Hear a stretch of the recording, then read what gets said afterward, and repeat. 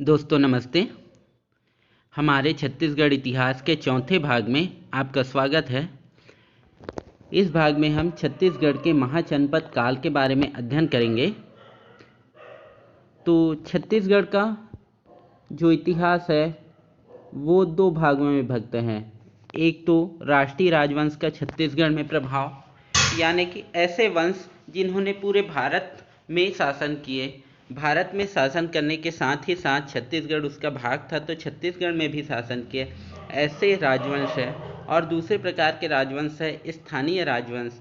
स्थानीय राजवंश कहने का अर्थ इनका जो शासन था छत्तीसगढ़ और छत्तीसगढ़ के आसपास के क्षेत्रों और इसके सीमावर्ती क्षेत्रों में उनका शासन था। तो हमने इतिहास के इस सेगमेंट में प्रागैतिहासिक काल को कवर किया है, वैदिक काल में रामायण काल और महाभारत काल को हमने कवर कर लिया। इस सेगमेंट में हम देखते हैं महाजनपद काल, और महाजनपद काल के बाद हम आएंगे राष्ट्रीय राजवंशों का छत्तीसगढ़ में प्रभाव। तो ये जो तीनों हैं ये प्राचीन काल से संबंधित हैं, है ना। तो ये आज खत्म हो जाएगा। तो चलिए महाजनपद काल। अब देखिए महाजनपद काल इसे क्यों कहा जाता है। महाजनपद काल कहने का अर्थ ये है कि इस समय जो भारत था, या कहें कि जो उत्तरी भारत था स्पेशली, वो महाजनपदों में विभक्त था। आज जैसे राज्यों में विभक्त थे वैसे ही वो महाजनपदों में विभक्त था, इसलिए इसको महाजनपद काल कहा जाता है। और ये बुद्ध काल भी कहा जाता है, क्योंकि 6वीं शताब्दी ईसा पूर्व जो महाजनपद काल था उसमें बुद्ध का प्रभाव बहुत अधिक रहा, इसलिए इसको बुद्ध काल भी कहा जाता है। ये जो समय था वो 6वीं शताब्दी ईसा पूर्व था। देखिए 6वीं शताब्दी ईसा पूर्व का महत्व इसलिए भी है क्योंकि इस शताब्दी में भारत का जो है व्यवस्थित इतिहास मिलना चालू होता है, लिखित प्रमाण मिलने चालू होते हैं। इससे पहले लिखित प्रमाण वाले कोई साक्ष्य नहीं मिलते। यहाँ से धर्म ग्रंथ मिलते हैं, जैसे आपका बौद्ध ग्रंथ, जैन धर्म मिलना स्टार्ट होता है ना। देखिए 6वीं शताब्दी ईसा पूर्व में क्या होता था कि जो भारत था वो 16 प्रमुख महाजनपदों में विभक्त था। इसमें एक कोसल महाजनपद था। 16 महाजनपद थे, उसमें कोसल भी एक महाजनपद था, और उसमें जो कोसल था वो दो भागों में विभक्त था, उत्तरी कोसल और दक्षिणी कोसल में शामिल था। तो संभवतः ये जो दक्षिण कोसल है ना, दक्षिण कोसल वो छत्तीसगढ़ क्षेत्र ही रहा है। अब देखिए ये प्रश्न पूछ सकता है कि जो महाजनपद काल में है छत्तीसगढ़ किस नाम से जाना जाता था। वो है आपका दक्षिण कोसल क्षेत्र, जो कोसल राज्य का भाग था। यानी हम कह सकते हैं कि वर्तमान छत्तीसगढ़ राज्य दक्षिण कोसल नाम से एक पृथक प्रशासनिक इकाई थी। लेकिन जो इतिहासकार डॉक्टर हीरालाल कहते हैं कि जो छत्तीसगढ़ है वो चेदी महाजनपद के अंतर्गत आता था। जो चेदी महाजनपद है उसका जो क्षेत्र था त्रिपुरी मध्य प्रदेश के आसपास वर्तमान काल में जो देखे तो, है ना, उसका ही भाग था, है ना। उसके अनुसार कहना है कि जो अभी छत्तीसगढ़ भाग है वो छत्तीसगढ़ नाम है हमारा, वो छत्तीसगढ़ का अपभ्रंश है। चूंकि यहाँ चेदी वंशीय शासकों ने शासन किया तो इसका नाम छत्तीसगढ़ हुआ, और कालांतर में वो छत्तीसगढ़ हो गया। तो इसमें कुछ देखते हैं, जैसे अंगुत्तर निकाय है ना। अंगुत्तर निकाय जो एक बौद्ध ग्रंथ है, बौद्ध ग्रंथ के अनुसार एक चेदी महाजनपद था, और उस चेदी महाजनपद के अंतर्गत संभवतः छत्तीसगढ़ का कुछ क्षेत्र शामिल था। तो हो सकता है उसके कारण से ये चेदी वंशी राजाओं के प्रभाव के कारण ये छत्तीसगढ़ भी कहलाता रहा हो, है ना। और दूसरी बात ये है कि एक था आपका अवंती महाजनपद। अवंती महाजनपद जो आजकल उज्जैन का भाग है ना। उसमें आपका क्या है, एक है आपका उत्तरी अवंती और एक दक्षिणी अवंती। जो उत्तरी अवंती जो क्षेत्र है वो उत्तरी अवंती जो क्षेत्र है वो उज्जैन का क्षेत्र है ना। और दक्षिणी अवंती जो क्षेत्र है उसकी राजधानी थी महिष्मती, है ना। तो कहीं ना कहीं ये जो अवंती वाला भाग था और चेदी महाजनपद का भाग था, संभवतः ये कुछ भाग छत्तीसगढ़ का कवर करते थे। लेकिन आपको मेन ये याद रखना है, ये तो आपके मेंस के दृष्टिकोण से हो गया, महाजनपद काल में ये कोसल महाजनपद का भाग था और दक्षिण कोसल के नाम से जाना जाता था। अगर पूछा जाए कि चेदी महाजनपद का हिस्सा था कि नहीं, तो ये चेदी महाजनपद का हिस्सा था। ठीक है। अब देखिए कि महाजनपद काल में दो महान व्यक्ति हुए, है ना। एक हुआ महावीर, एक हुआ आपके गौतम बुद्ध।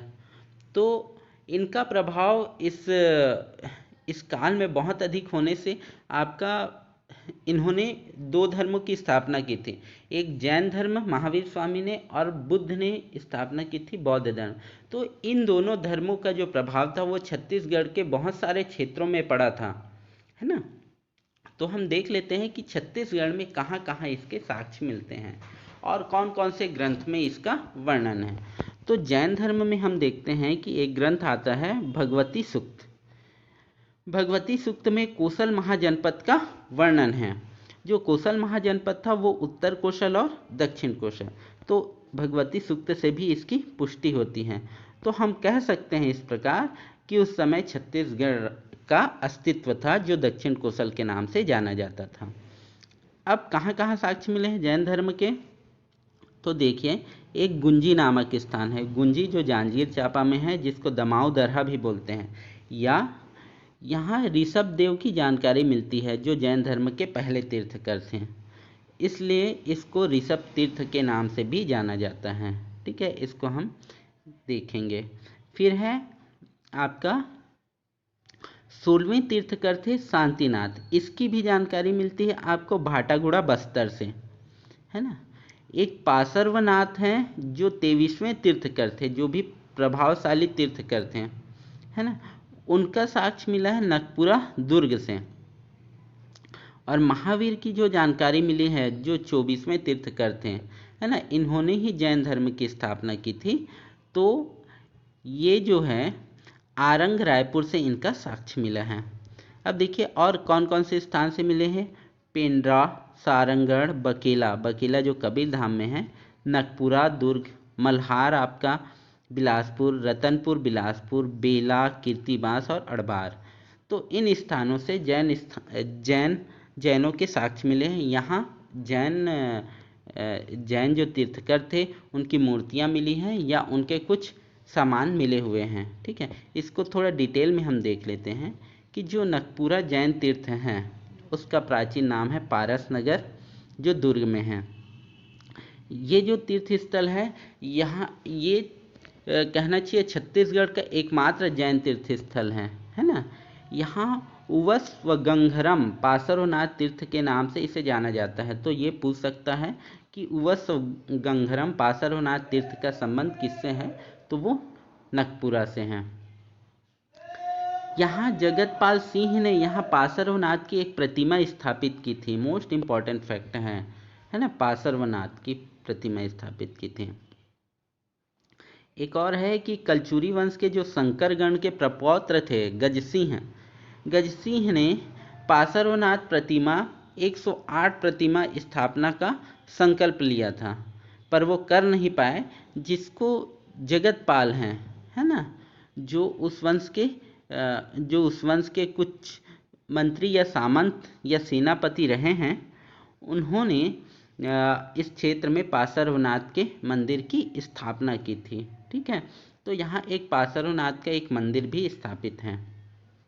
ये नकपुरा मोस्ट इम्पॉर्टेंट है। जैन तीर्थ स्थल अगर छत्तीसगढ़ में कहें तो कोई नहीं, पहला नाम आना चाहिए नकपुरा का, जो कि दुर्ग में है।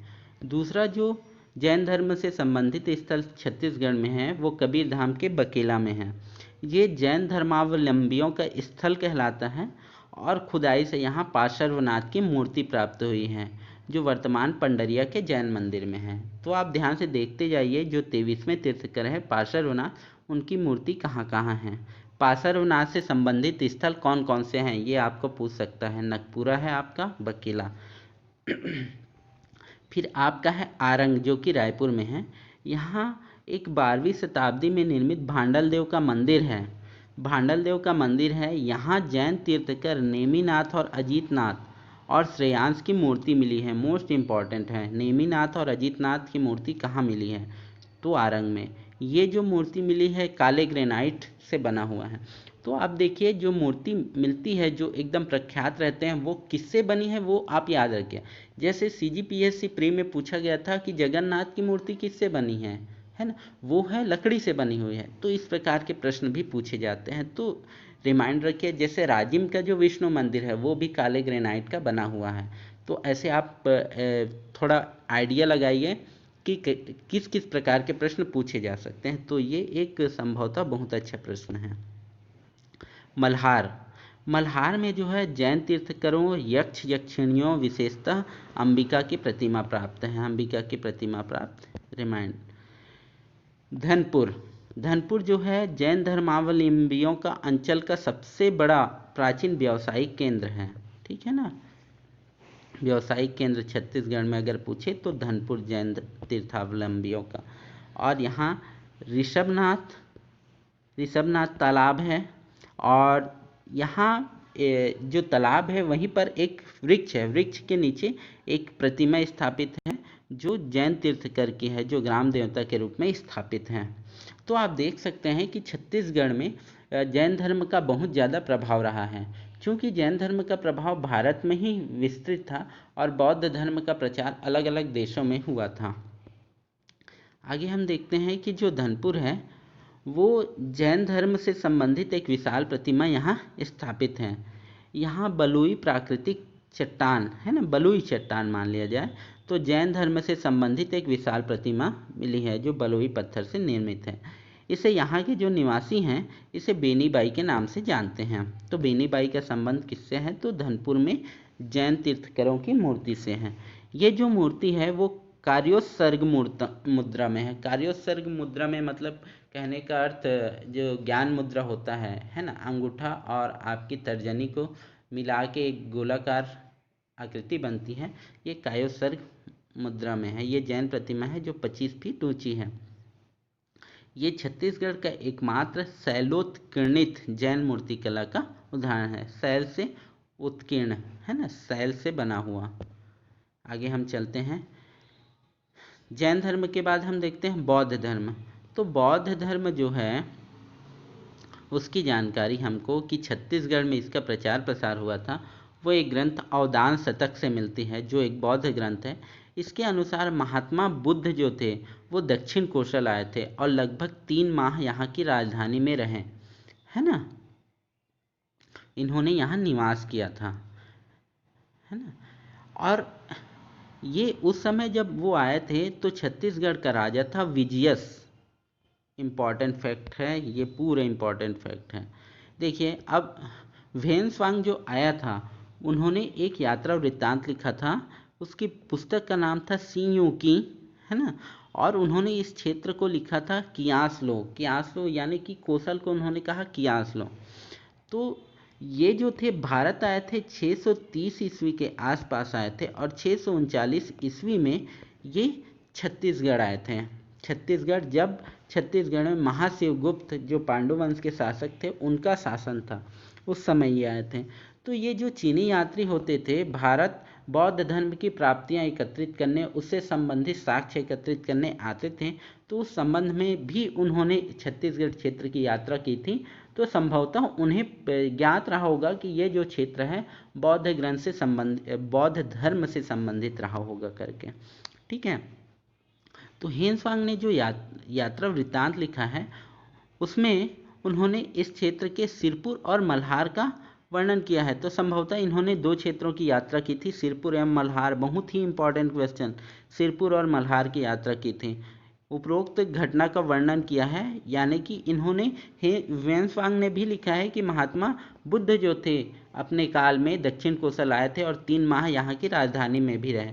जो अवदान शतक में मिलता है वो हेन्सवांग की यात्रा वृत्तांत में मिलता है। तो हेन्सवांग ने अपना रेफरेंस बनाया ही होगा अवदान शतक को, तो उन्होंने यहाँ से इस चीज़ को उठाया है। ठीक है। अब आगे हम चलते हैं कि एक प्रभु आनंद थे जो बौद्ध भिक्षुक थे। देखो जो पुरुष थे वो भिक्षुक कहलाते थे और जो स्त्रियां थी वो भिक्षुणी कहलाती थी। तो 6वीं शताब्दी में जो बौद्ध भिक्षुक थे प्रभु आनंद विहार ने सिरपुर में स्वास्तिक विहार और आनंद प्रभु कुटीर विहार का निर्माण कराया।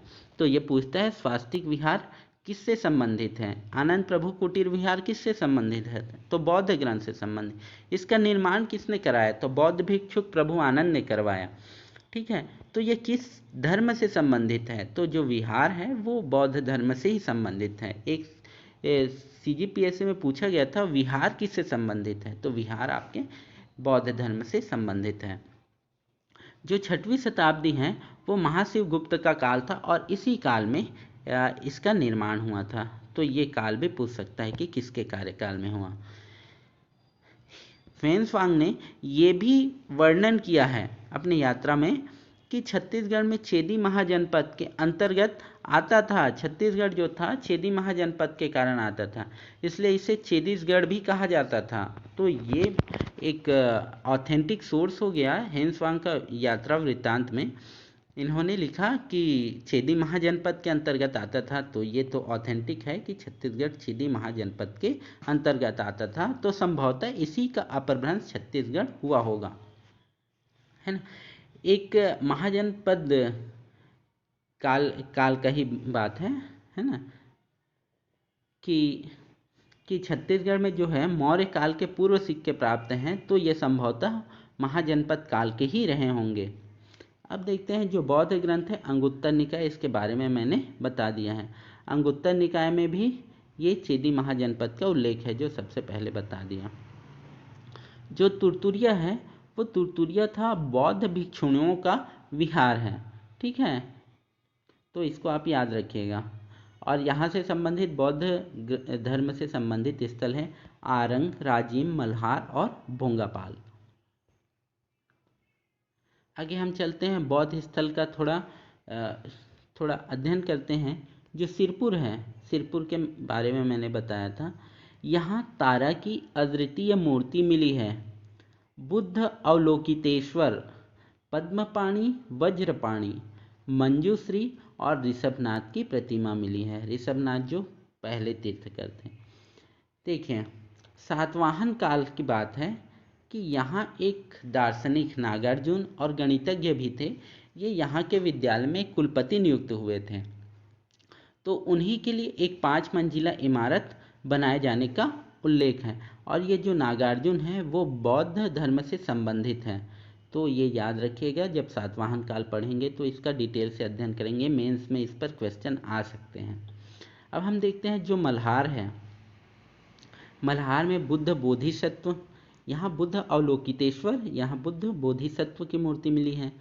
तारा की यहाँ अद्वितीय मूर्ति मिली है, यहाँ भी तारा की मूर्ति मिली है। तारा मंजूरी की प्रतिमाएं प्राप्त हैं। पुजारी पाली में, जो कि रायगढ़ में है, बौद्धकालीन विष्णु मंदिर मिला है, मे बी इम्पॉर्टेंट। जो दुर्ग है वो बौद्धकालीन भग्न मूर्तियाँ और शिलाखंड प्राप्त हुए हैं।